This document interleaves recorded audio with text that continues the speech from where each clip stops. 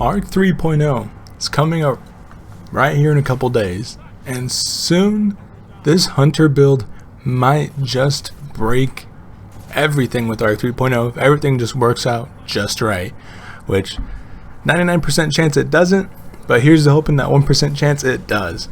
But while prepping for the new season, I've been looking for a bunch of new Arc builds. I've been trying out things on Titan, on Warlock. On Warlock, I got something I'm really excited about. On Titan, not so much Arc, just, a buff that's coming for something. But, I was really looking for a build that I feel like wouldn't be extremely common. This build might be super common, honestly, when you start thinking about it. But you really don't know. It really depends on what gets released, like if there's any Arc exotics. But, the main focus of this build was hoping that blind was going to be a verb, is what they call it, for Arc 3.0. And it is, which makes me so happy. It's going to be so nice. And yeah, with blind being a verb for Arc 3.0, I immediately got the classic Gemini Jester build out the vault. Because, Gemini Jester blinds, and if there's any fragment linked to blinding, there's just going to be some crazy things you can hopefully do, even if it is just like a stat buff to a weapon, maybe just, I don't even know, mobility, resilience, who knows what really is possible. But as long as Gemini Jesters work with the blinding from Arc 3.0, it should be nuts, is what I'm trying to say. But yeah, the build I'm using though is mainly a frenzy build, using the Syncopation 53 pulse rifle that came out with Winch Queen, and the sudden death shotgun with pulse monitor and frenzy, which I know is a weird combo, but I'll explain that here in a bit. But with this build, it's all about keeping frenzy up and staying in combat and being as aggressive as possible. I'm pairing it with marksman dodge and skip nades just to spam both of those abilities and just keep frenzy going. And with my mods, I'm using 100 mobility, 100 recovery, and 100 intellect because there's a new super coming out. And while the super sounds really cool, it really just sounds like the Arc version of Blade Barrage, which is gonna be amazing because hopefully it's on a quick cooldown, hopefully it's a shutdown super for the bubbles and wells, and I really hope it's really good. Since Bungie already showed the aspects for Arc 3.0, I'll be talking about the aspects I'll be using, but I won't talk about the fragments I'll be using because, we only know 4 of them, and I'll probably use the one that gives extra damage when surrounded. And then, there's a couple other ones, but that one for sure. But, we'll just have to see all the fragments first before I make a real decision on it. But the aspects I'll be using are Flow State and Lethal Current, because I feel like they just work together really well, better than the special melee that hunters get, which is really fun to use, but I feel like it doesn't work as well together than it's not better than these two together. So that's why I'm gonna choose these two. And the main reason is because with Gemini Jesters, you always want to dodge before starting a fight instead of dodging reactively. You want to dodge before the fight starts, so you'll always have the melee damage up. And with the new melee, there's a damaging lightning aftershock, is what was in the TWAB basically from Bungie, and I don't know how strong that'll be yet. Hopefully it can do enough damage that it can get people really close to being one shot, so you just have to follow up with a shot from any gun, and double melees aren't as necessary. But we'll see what it can do.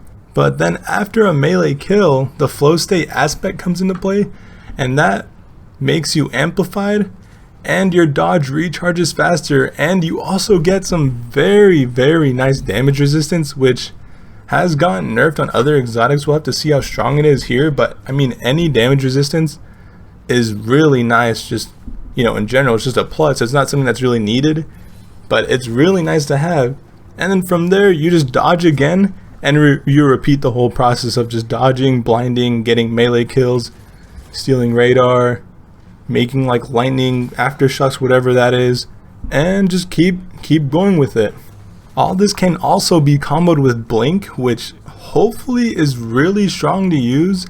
I really hope there aren't any like problems with Hunter Blink, like you feel really sluggish getting out of it, because that would really ruin the whole like go fast, mentality. But I mean, worst case scenario, we're still going to be using Strafe Jump, just still bouncing off ceilings and things like that. But I mean, if Blink is really good, it would be really fun because you dodge, immediately blink into someone while they're blinded for like that split second, and you just melee them or shotgun melee, and then they're done for. Finally, going into the weapons I chose the Syncopation Pulse Rifle because it honestly feels really nice, and I recently crafted it with Headstone for PvE. But then I saw that it could get Frenzy, and with Frenzy it gets those really, really nice 2 bursts, even faster than No Time to Explain. And then I also put on Enhanced Hipfire Grip because there's just something about the enhanced hipfire on every weapon that can get it. It just feels so nice compared to regular hipfire and compared to just hipfiring with nothing at all.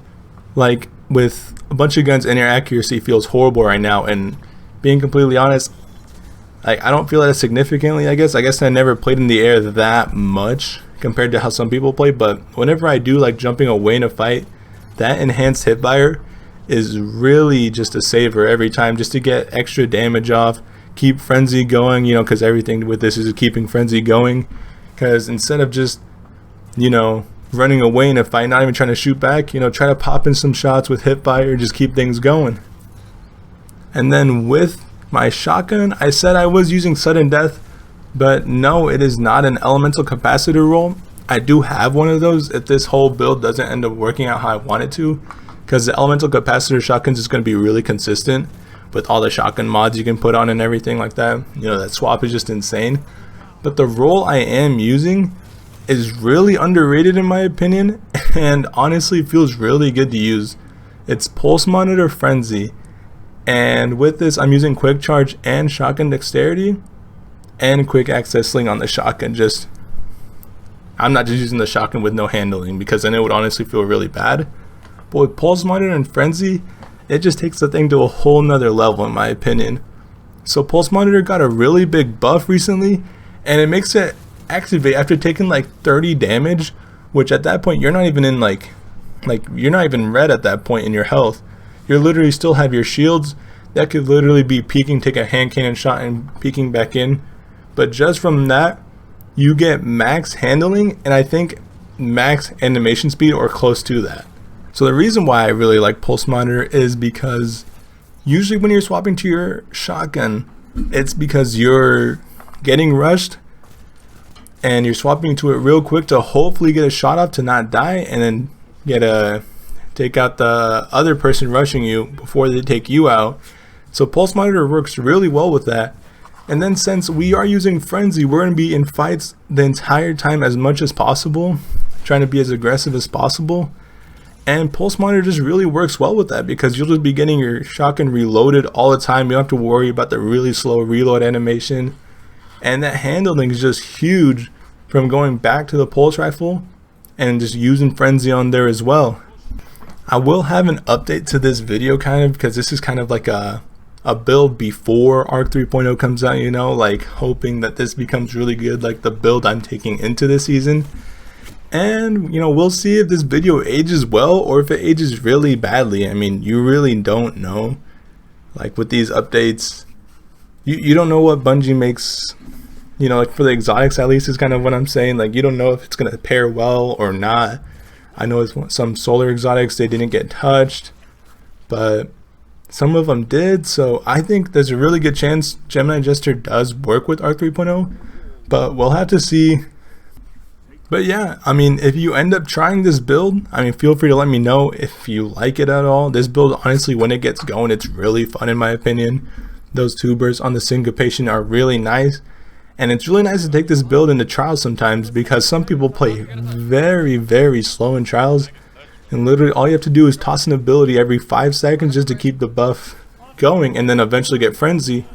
Then at that point, you should honestly just win your 1v1.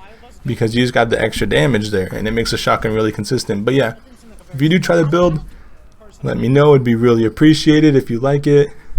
If the Hunter looks good in your opinion, feel free to let me know too. I put some pretty good time into making the Hunter look good here.